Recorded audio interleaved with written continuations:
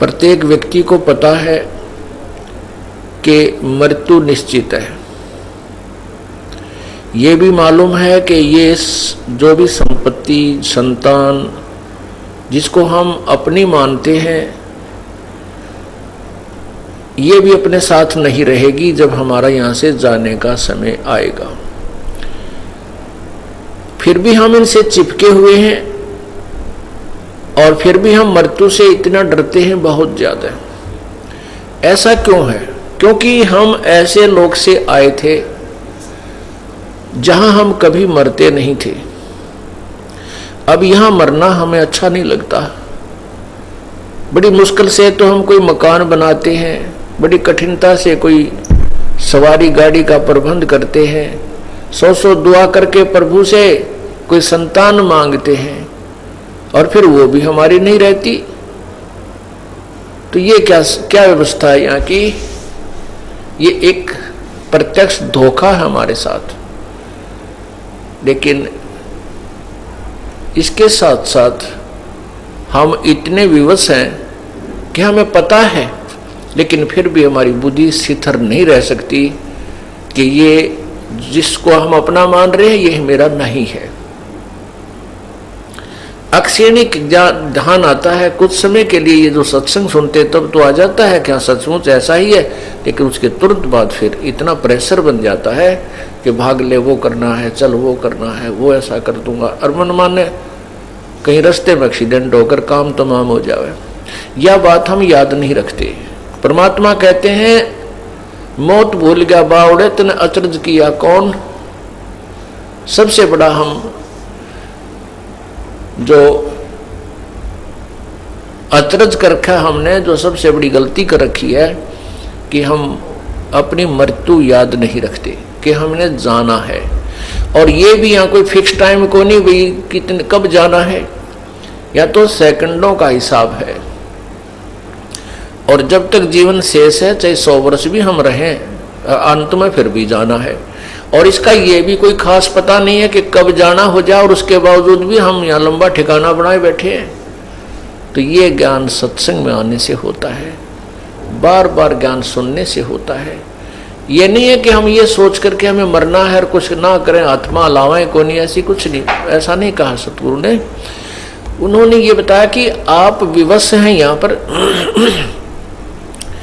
आप काल की जेल में हैं, और काल की जेल में जो भी आपको मजदूरी दे रखी है या करनी पड़ेगी, नहीं तो सजा के पात्र और हो जाओगे।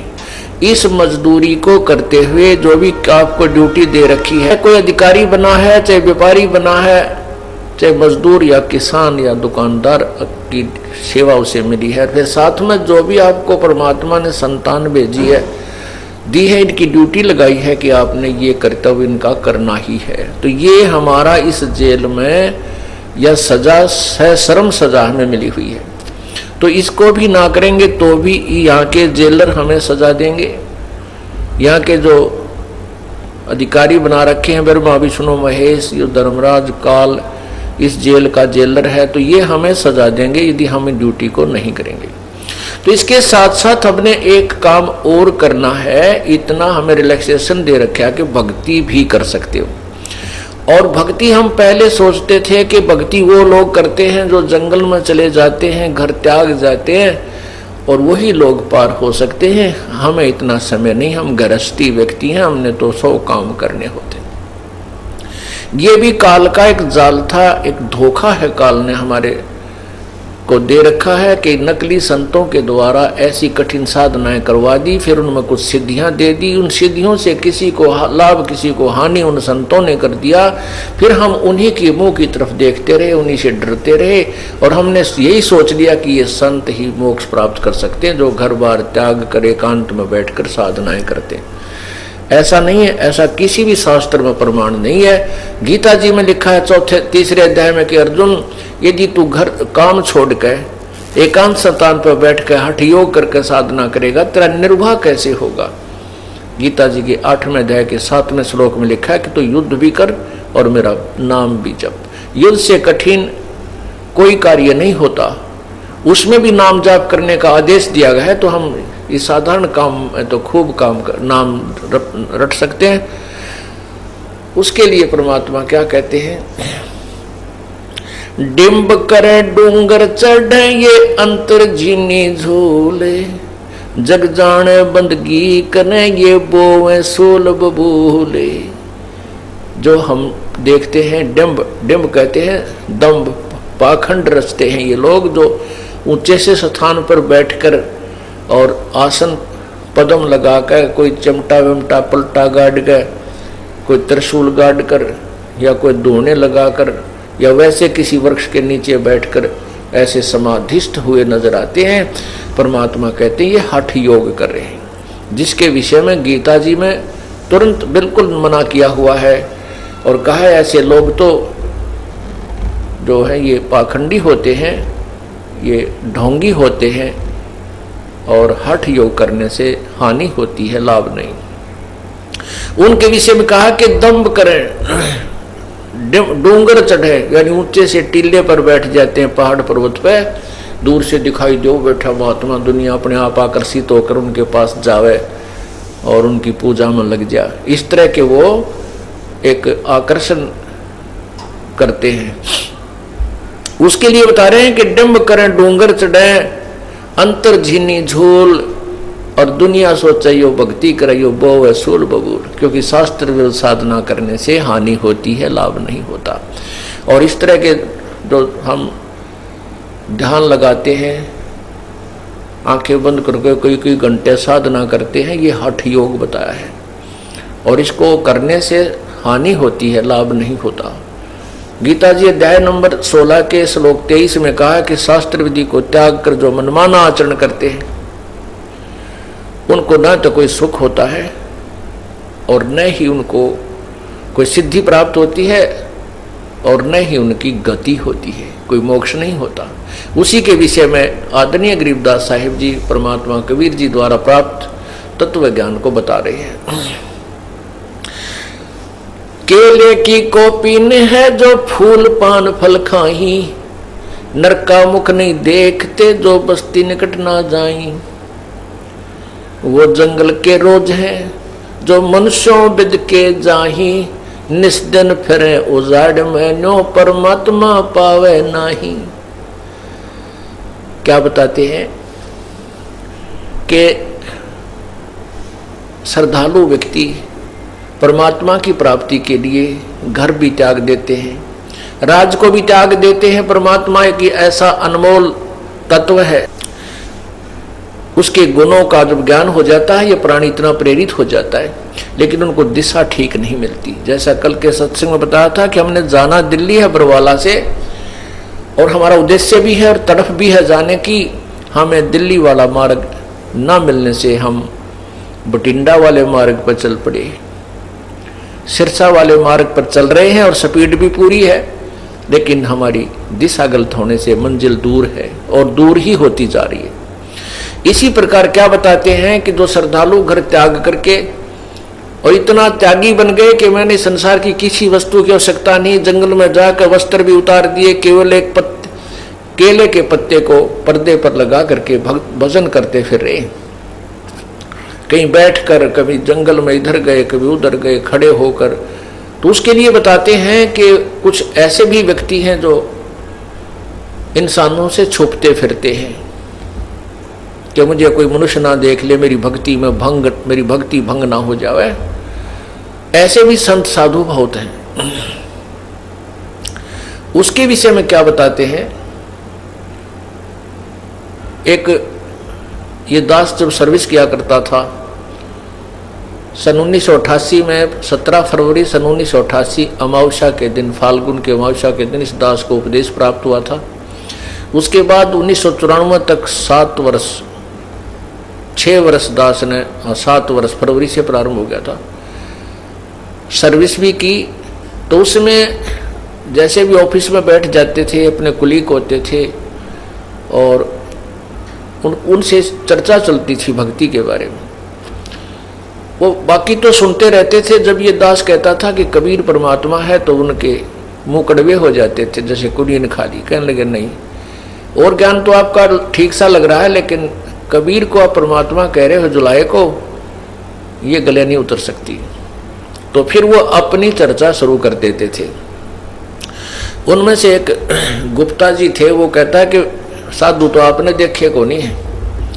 एक बार हम जा रहे थे और उन्होंने हरिद्वार में आगे चले गए, ऋषिकेश से भी ऊपर पहाड़िया में, वहाँ 10-20 भगत इकट्ठे होकर वहाँ खड़े थे। वो चर्चा कर रहे थे कि एक महात्मा रहता है यहाँ पर, नील वस्त्र रहता है। और भाई उनमें से एक कहता है कि बस आज तो मेरे भाग उदय हो गए थे, मैंने महात्मा का मुंह नहीं देख सका, पीछे पीछे से थोड़ा सा देखने पाया, इतने में वो भाग करके गुफा में मतलब जंगल में चला गया दूर। अगर उस नगन जंगल में घूमने वाले साधु के दर्शन हो जाते तो मेरा बेड़ा पार हो जाता। नो कहे ऐसा ये जो है मनुष्य किसी को दर्शन नहीं देता।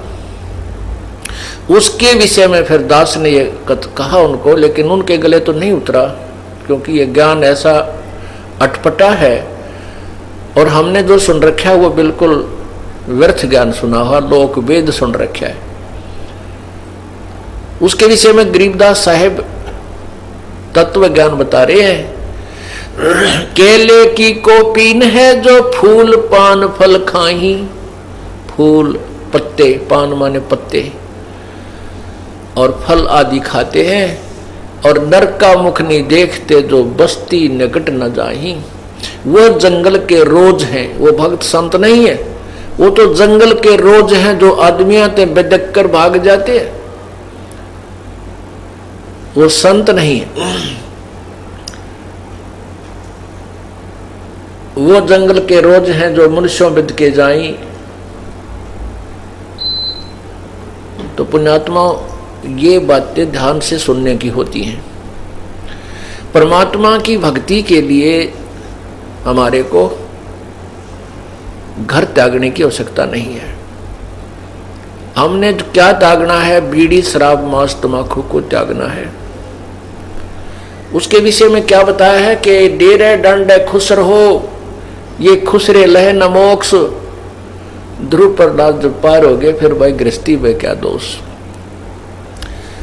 अब हम ऐसा लोकवेद सुना हुआ था कि भाई मोक्ष तो वही प्राप्त करते हैं जो बिल्कुल बाल ब्रह्मचारी रहते हैं, शादी नहीं कराई जंगल में चले जाते हैं। बाकी तो जो शादी करा लेते हैं वो तो कहने का भाव ये है कि वो भक्ति योग्य नहीं रहते, ऐसी भावना रखी थी। और हम फिर भी भक्ति करते थे, क्योंकि आत्मा नहीं रह सकती भगवान की भजन बिना। इसकी खुराक ही प्रभु की महिमा और उसका भजन है। फिर भी जैसा हमें कोई भी कैसा ही नाम मंत्र महिमा सुनी थी उसको हम अवश्य ग्रहण करते थे, उसकी गुणगान किया ही करते थे। तो इस प्रकार हम जब साधना ठीक नहीं कर पाते हैं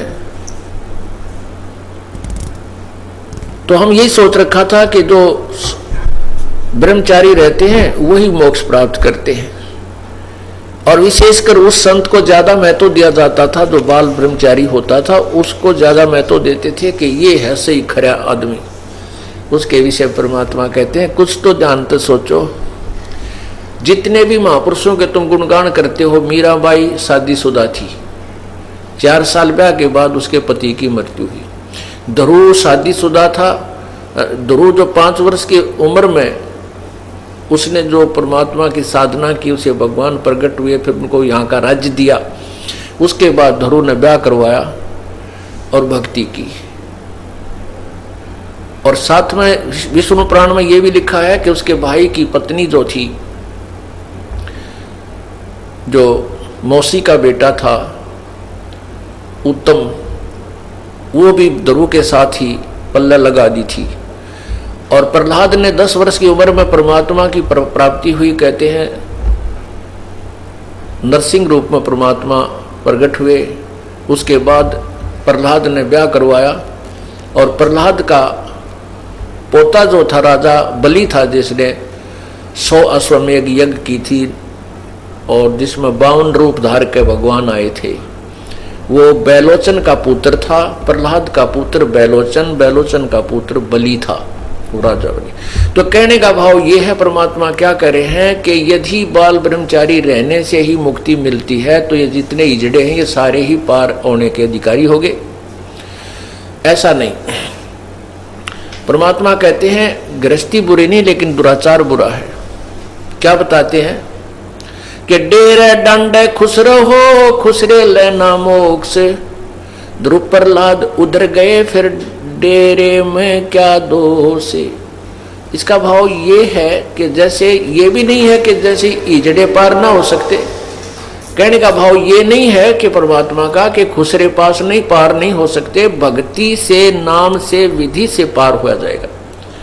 वो बाल ब्रह्मचारी भी मोक्ष प्राप्त करेंगे जिनको साधना ठीक मिल गई। हमारी जो धारणा थी कि केवल ये ही पार होते हैं और पार हो ही नहीं सकते, इसको हटाने के लिए अंधेरे को तब ये ज्ञान सुनाया परमात्मा ने कि डेरा दंड खुश रहो और ये खुश रहे लेना मोक्ष। यदि केवल बाल ब्रह्मचारी रहने से मुक्ति हो तो तुम्हारा नंबर नहीं आ सकता, एक ये जो ना हिजड़ों का ही नंबर पहले आए नहीं, और भक्ति ही करनी पड़ेगी दोनों को ही, ब्रह्मचारी है उसको भी और ना है उसको भी, लेकिन दुराचारी नहीं होना चाहिए। तो उसमें भक्ति जो जितनी करेगा, चाहे ब्रह्मचारी करो चाहे गृहस्थी करो, उस भक्ति से मोक्ष होगा। ये तो एक नाम की मजदूरी है, जो जितनी कर लेगा वह उसके साथ होगी, वो कमाई उसके संग रहेगी। तो पुण्यात्माओं इस इतना अंधेरा कर दिया था कि हमारा भक्ति से भी मन उठने लग गया था कि मोक्ष तो वही प्राप्त कर सकते हैं जिन्हें दाढ़ी दूध बढ़ा रखी है, गल में माला डाल रखी है, धूना पर तपते हैं, धूने लगा करके चारों तरफ अग्नि बाल करके उनमें तपस्याएं करते हैं। तो परमात्मा कहते नहीं, वो साधना मोक्ष की नहीं है।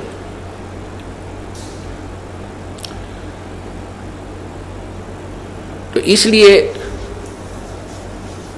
हमें दिशा ठीक ना मिलने से हम भ्रमित हो गए और परमात्मा से दूर होते चले गए, और परमात्मा से दूर होकर के हम विकारी बन गए। तो हमने क्या त्यागना है? बीड़ी शराब मांस तम्बाकू को परित्याग करना है। चोरी ठगी जारी लूट खसोट डाके इनको त्यागना है, ये हमने त्यागने पड़ेंगे।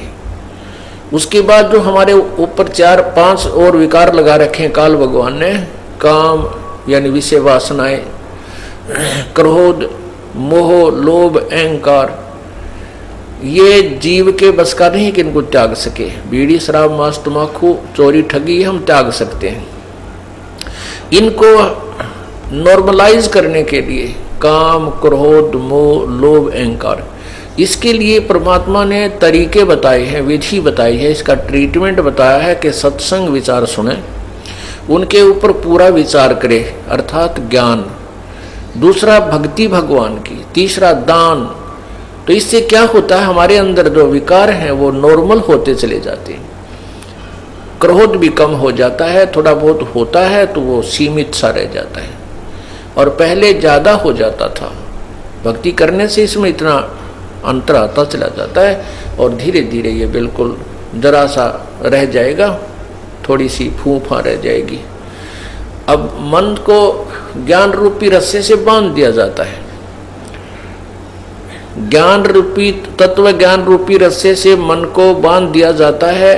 जैसे कोई शरारती पशु है, बैल है, भैंस है, गाय है, उसको टाइट बांध दिया जाता है रस्से से, तो वो उससे आगे हानि नहीं पहुंचा सकती। उस रस्से की रेंज में ही वह ऐसे सर सुर मार कर अपनी फूफा कर लेगी, लेकिन हानि नहीं पहुंचा सकता वो पशु।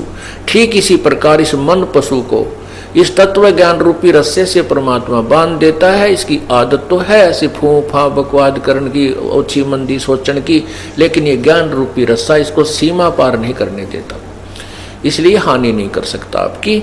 ये सब ये ज्ञान से ही रहेगा। अगर ज्ञान आप नहीं सुनोगे, सत्संग सुनने नहीं आओगे, या घर पे बैठ कर सीडी वगैरह कैसेट आदि नहीं सुनोगे दिन में या दूसरे तीसरे दिन, तो ये मन जो है फिर भारी हो जाएगा, हैवी हो जाएगा आत्मा के ऊपर। आत्मा की खुराक है भगवान की चर्चा, मन की खुराक है संसारिक बातों में लीन रहना, बकवादियाँ करना, रागनी सुनना, किसी की निंदा सुनना और पर कई प्रकार की किसी प्रकार की चटपटी बातें शुरू कर दे, बड़ा प्रसन्न होकर सुनता है। और भगवान की जो कथा है वो केवल आत्मा को अच्छी लगती है।